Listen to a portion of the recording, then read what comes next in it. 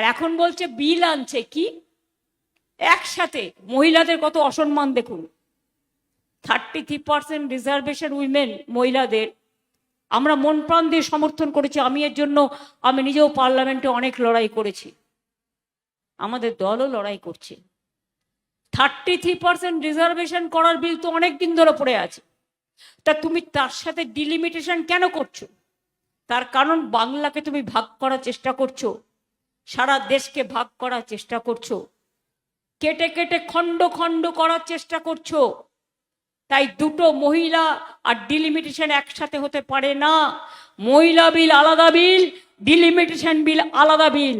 এটা আপনাদের আবার আপনাদের ভোট কাটবার যাদের ভোটও আছে এবং এনআরসি করার একটা চক্রান্ত এবং পরিকল্পনা, এই পরিকল্পনায় পা দেবেন না।